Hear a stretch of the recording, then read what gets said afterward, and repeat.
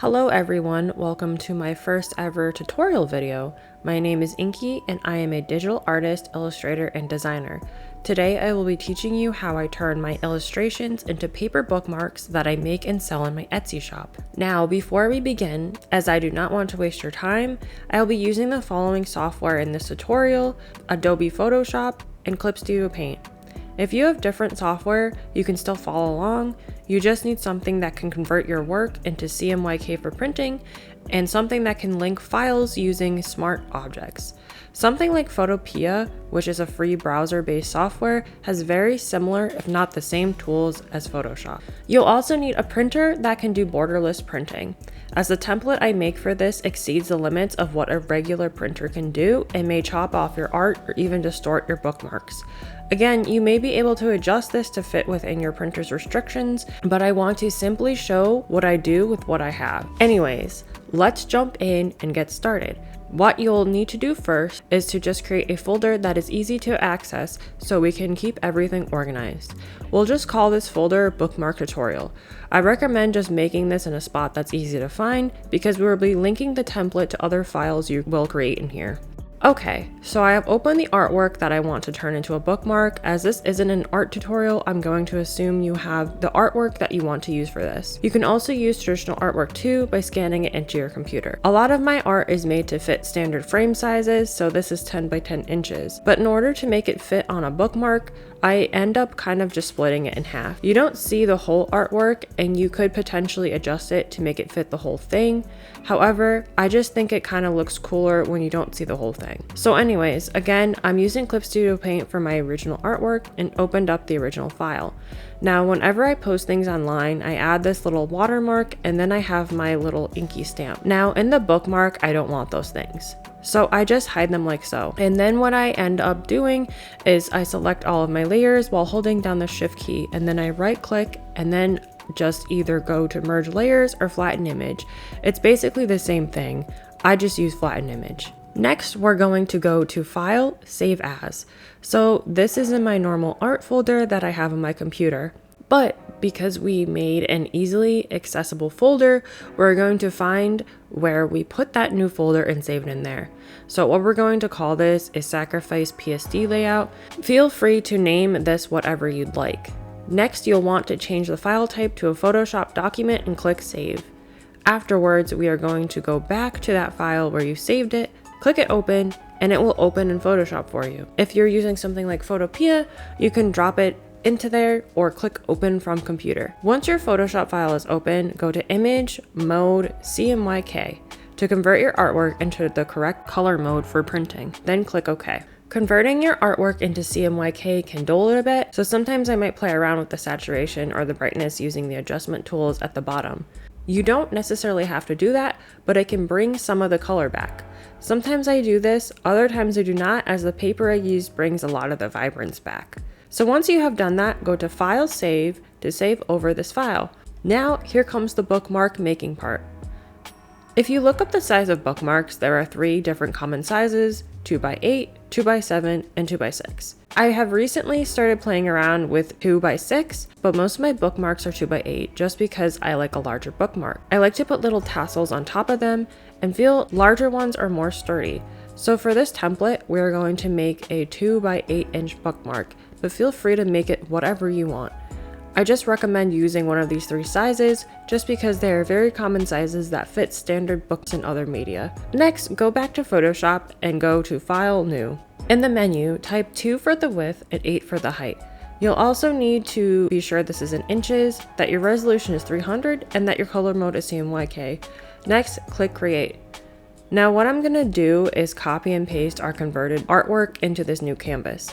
So I just go Control+C on my keyboard, or you can go Edit Copy, whatever's easiest for you. And then I just paste it in there using Control+V on my keyboard, or again, you can do Edit Paste. So now what we're gonna have to do, depending on the size of your art, you're gonna have to fit this into the new canvas. So for this, I just held the shift key and resized it so you can still see the snake's face. It doesn't have to be necessarily perfect if this is your first time playing with it, because if you need to make adjustments later, with smart objects you can easily adjust it and it will update on the template after the fact. Essentially, whenever you change this original file and it's linked to your bookmark template, it will easily update on the template. So that's why I do that rather than just copying and pasting things over and over. Okay, I'm pretty happy with how this looks. So what I'm gonna do is go to File, Save As, and name this bookmark size 2x8. This way too, if you ever want to make things a different size, you'll know what it is. Next, click Save. Now we have to make our template to put this in. I have found that a standard 8.5 by 11 inch piece of paper can hold 5 different bookmarks, which is great because then you kind of save on paper. And once you print this out, you just have to cut it out. If you want to use a different paper size, you can, but I ideally recommend this because it's a very common size to find. Okay, so we are going to go File, New again. If this is in pixels, just change that to inches. Next, we're going to make this 8.5 by 11, then select CMYK and make sure the resolution is 300 and click Create. All right. So now we need to make a rectangle that is size 2 by 8 inches so we can hold the artwork in here without cropping anything that shouldn't be cropped. First, change your color to whatever color you want. I'll just pick a random color. Okay, next, go to your shape tool and choose the rectangle. Make sure the fill is solid and make sure that your width and height are in inches. If you don't see it, you can just right click and change it to the correct measurement that you want. Then just drag a random rectangle.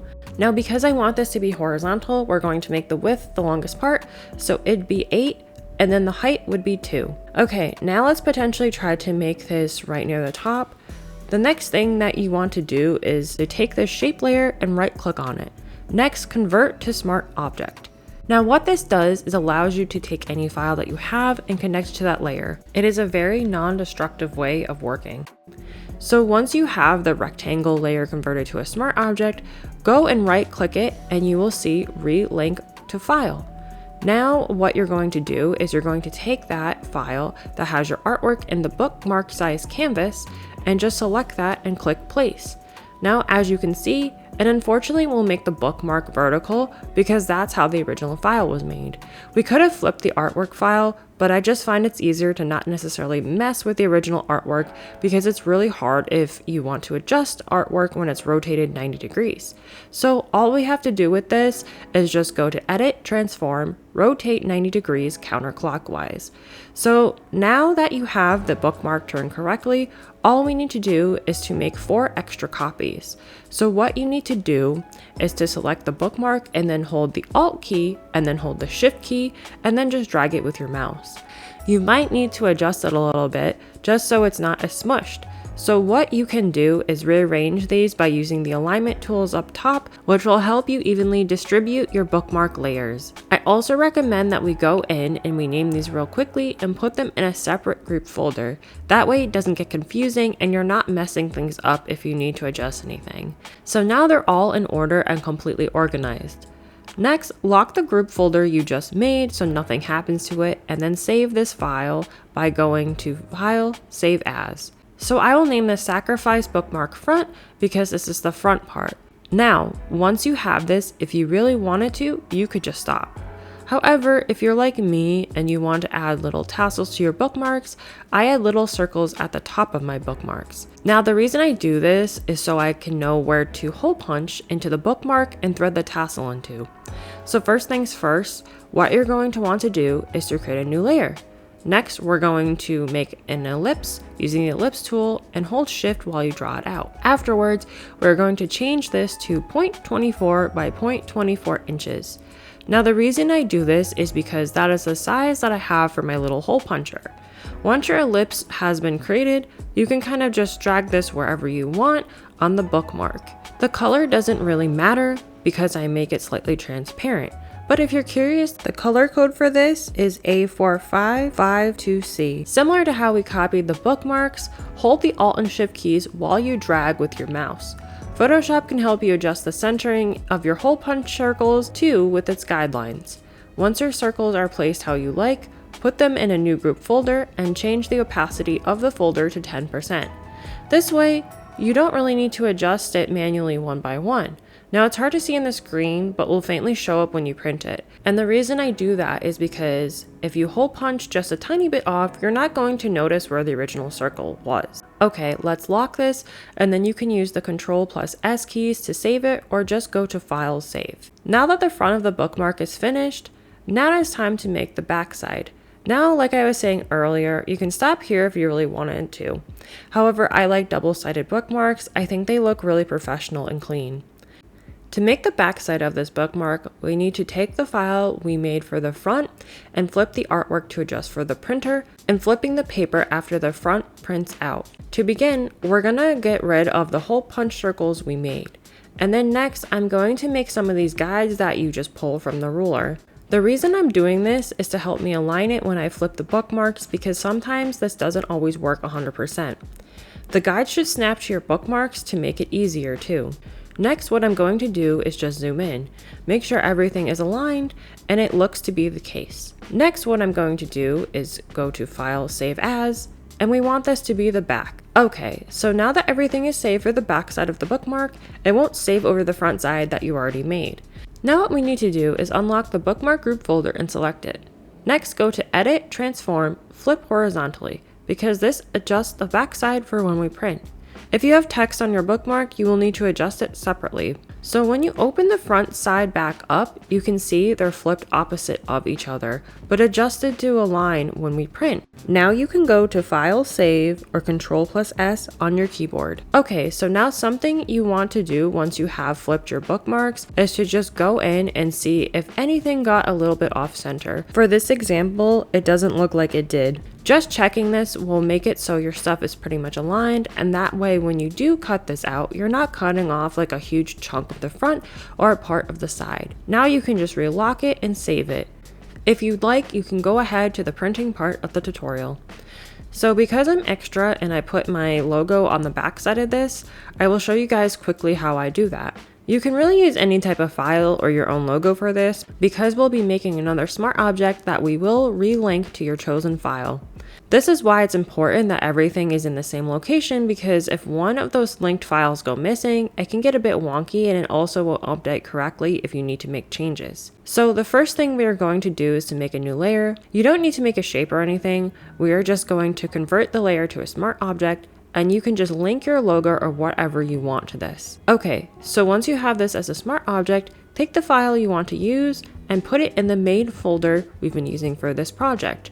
For this tutorial, I already went ahead and copied the file. So we're going to go and right click and then relink to file like we did with our bookmark artwork. Then I'm going to select the logo that I want. And as you can see, it has a very similar issue to when we first placed our bookmark designs, where it is vertical, but we want it to be turned 90 degrees. So we're going to go to Edit, Transform, 90 degrees clockwise, because it needs to be going the other way. Next, what I'm going to do is just align this within the template.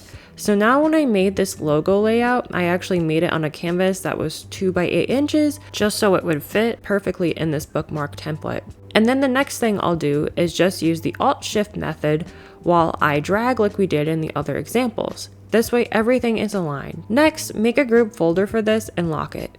Now, as you can see, it's hard to read, especially with the colors I use.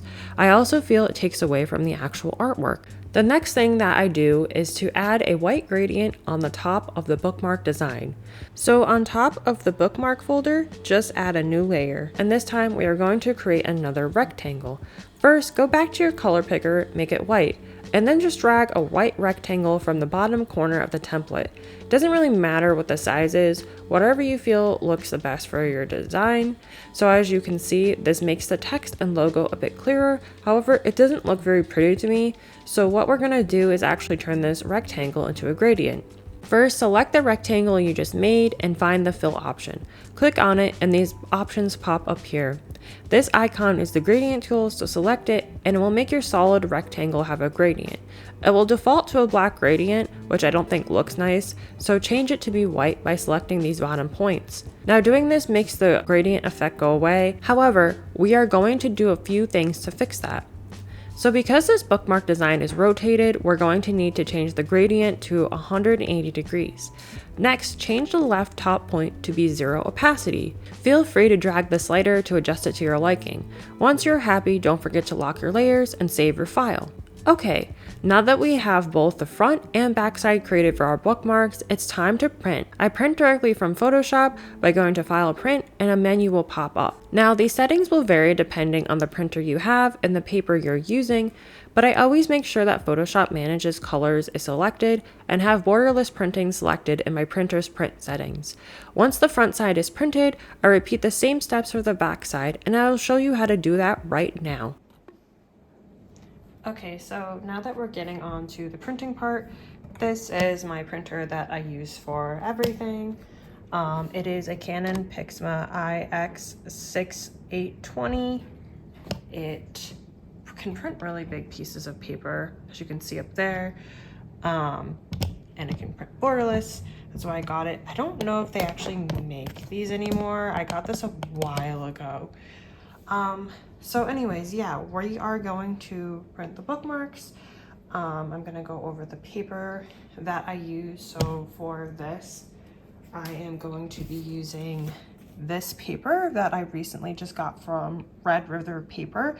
Their papers are a bit pricey. However, I have noticed compared to other papers that I've tried off Amazon and other places, they have like the best quality paper, especially if you are looking to do this professionally or like sell your products or something. So this is the type of paper I'm using. It's called the Ultra Pro Semi-Gloss Duo 255. It's double-sided, and it kind of has a bit of like it's glossy, but it's not super glossy where it's like shiny. And I'm also going to be laminating these as well because it is a thinner paper. And this was the paper that I've used before for my bookmarks. So I'll just like show you guys real quickly. So this is, actually it shows more information here. This is 130-pound cover heavy thick cardstock. So yeah, I used to not, well, actually all of my current bookmarks are not laminated. Don't know if you can see it. So this is like really thick paper. So like if I bend it, it's like pretty durable. And that's what I originally wanted. However, because it's matte, it does not do my artwork justice. I've noticed matte papers, they just like dull the colors of a lot of my stuff.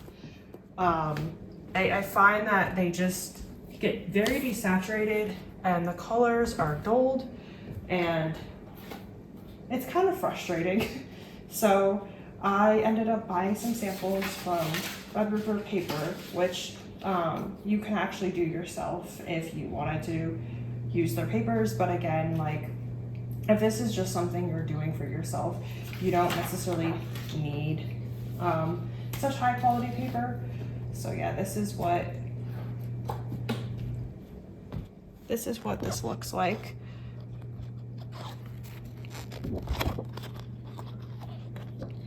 I have my lights on so you can kind of see it. It's got like a nice little texture. And then just put that in there real quick. And it comes in this little box. The other thing too is you can't buy like more, you can't buy less than 50. So I have a ton of sheets. So I'm like, I don't know if I'm gonna make that many bookmarks, but I guess if I ever want to make something double-sided, I can. So yeah, I'm just gonna stick this right here. Again, this is the Ultra Pro Semi-Gloss Duo 255 paper, and it's also the grain long. So apparently there is a thing called grain short and grain long, which I didn't even know until I ordered from these people before. But it's basically just the way the grain is on the paper if you ever want to like fold it. I guess the grain short is probably good for cards, but yeah, this is what I'm currently using.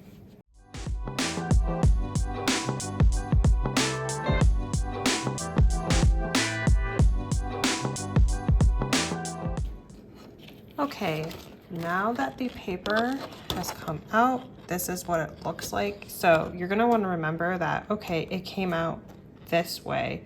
When you go to print the back of this, you're gonna want to flip it the exact way that it came out. So if it came out, as you can see, hopefully you can see all of this. I'll go like this. So it came out with this at the top and this at the bottom. So I'm not gonna wanna flip it this way. All I'm gonna wanna do is just keep it like this, but just flip it like that, and then put it back into the printer. And then we can print the back side. It's as easy as that.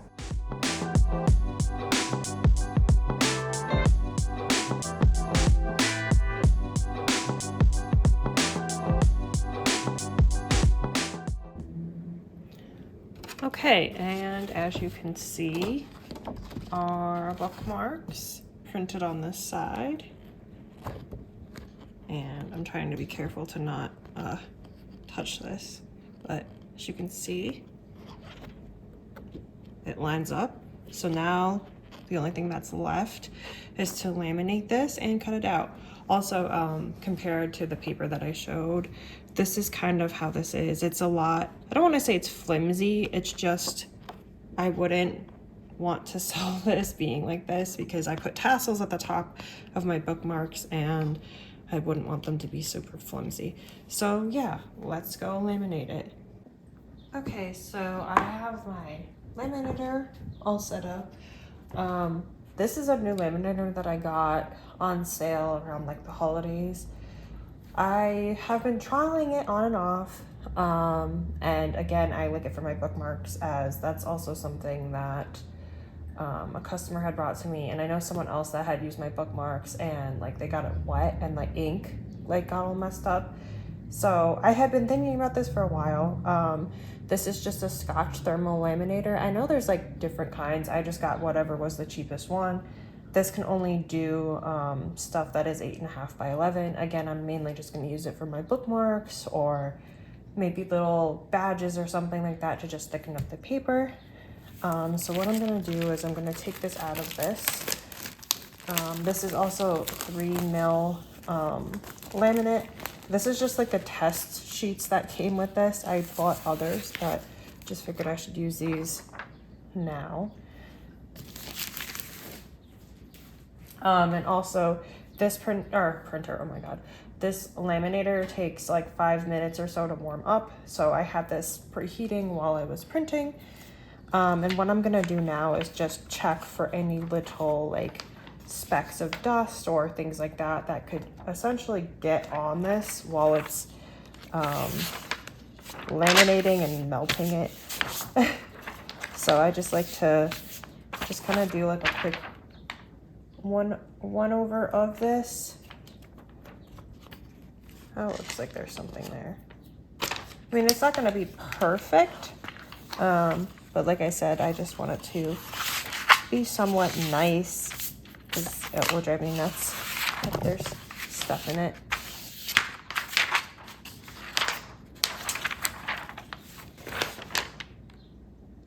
Okay. And then I'm gonna check my bookmark print. It looks like there's, I don't know if you can see it.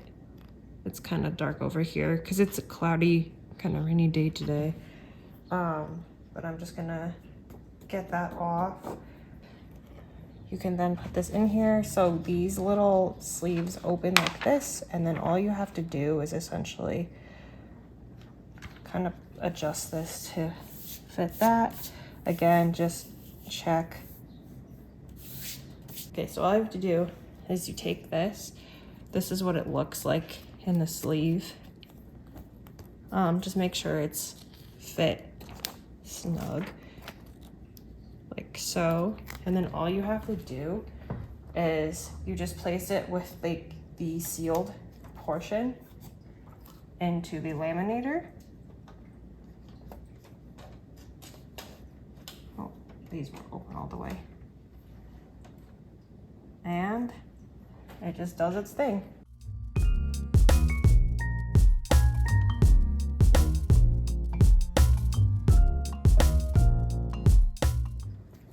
All right. That was super simple. Oh, it's still kind of warm, but this is what it looks like. It's laminated, and as you can see, it's a lot more like rigid, and I think it makes for a better bookmark. I also have 5mm, which I think is like a little bit stronger, but I've gotten other bookmarks from artists that are similar to this. Now the final thing is to just hole punch it and then also cut this out. Now I get my big cutter. As you can see, it's quite large.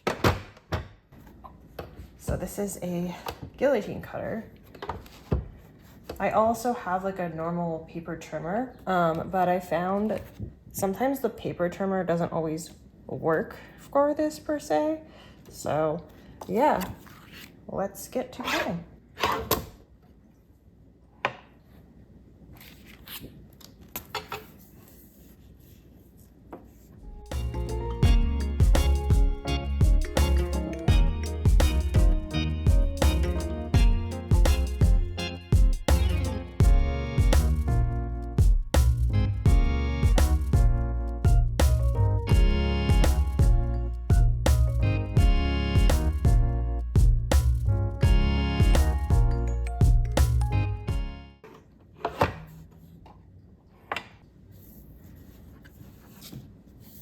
Okay, so here's an example of one of the bookmarks.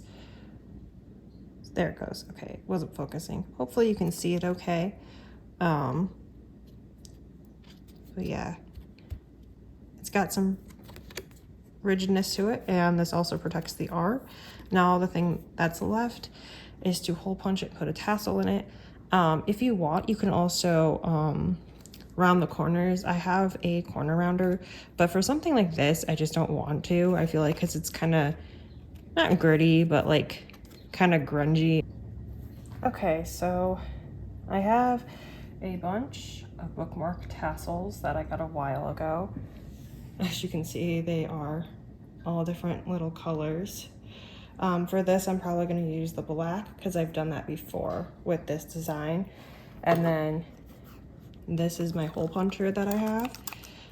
When I made the circles, I basically made it to be this size, if not a little bit smaller. But I have this because it is longer than a normal hole punch to make it easy to see. Or rather easy to actually punch the hole.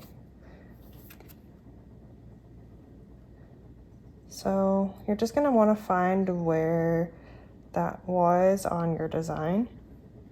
And it might be kind of faint, but just make a best guess on where it is. And then you just punch it.